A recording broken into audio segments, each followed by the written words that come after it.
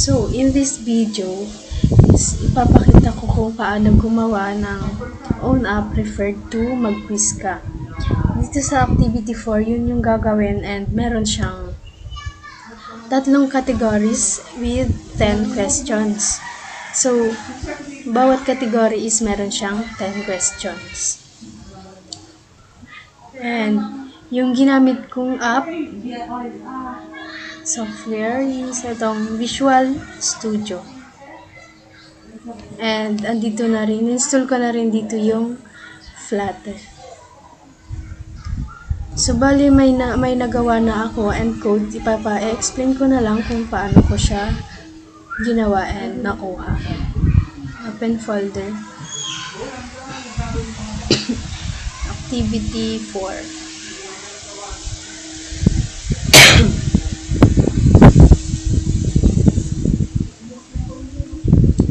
So, ito yung code.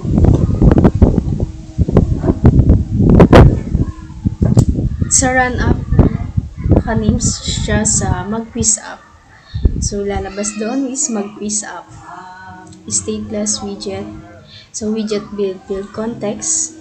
Sa material app, meron siya ditong theme and primary color. Tapos, dito sa main screen, extend stateless widget, andito makikita yung app bar which is titled by my name. And also, andito na rin yung mga button, child, and also the alignment. And yung style, the font size, font weight. And the center, andito yung tatlong category which is yung math, English, and Filipino. So, yun yung tatlong category na napili ko. Child, padding, the main axis alignment nila. And lalabas mo na center category. Select a category and mamili ka na lang dito sa tatlong category na English, Filipino. So, dito sa category button, stateless widget, string category name and ID. Andito yung mga style, body, background color. Ayan siya. Ano yung mga ginamit. So, bali sa 10 questions, andito siya sa question.dart. So, yung una doon is math. So, yung mauna is gumawa ako ng 10 questions about math and eto na yun. Tapos, English category, andito na rin ng mga questions. Tapos, yung Filipino category. Ayan yung questions. Try nating i-run.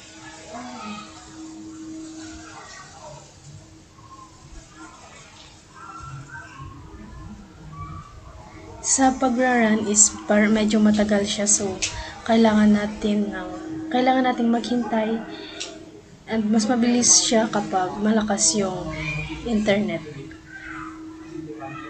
So wait lang natin. Di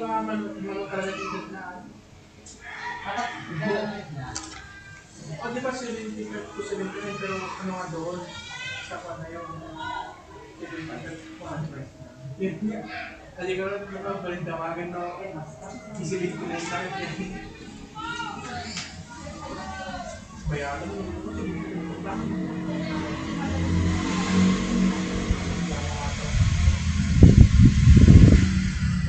So ayan, i-wait lang natin yung output ng ating ginawang quiz app.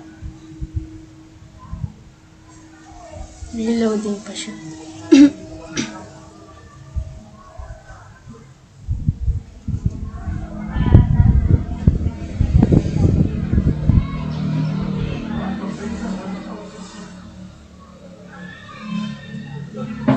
So, ayan na yung output.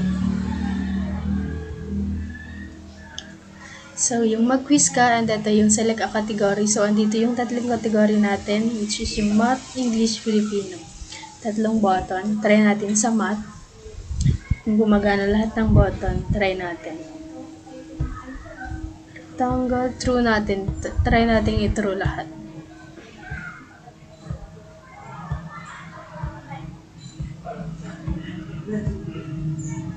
So, ayan. Identify niya kung true or false yung bawat question. So, back to categories tayo. Try ulit natin dito sa English. A sentence must always contain a subject and a verb. So, true. Try ulit natin i-true lahat.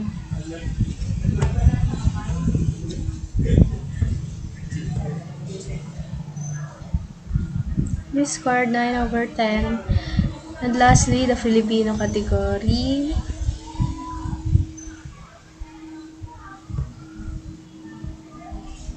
Try ulit natin i-true lahat. Ilan yung score. Ayan. So, bale, gumagana lahat ng button. And, bale, yun lang. Paano siya ginawa itong app na to? Thank you.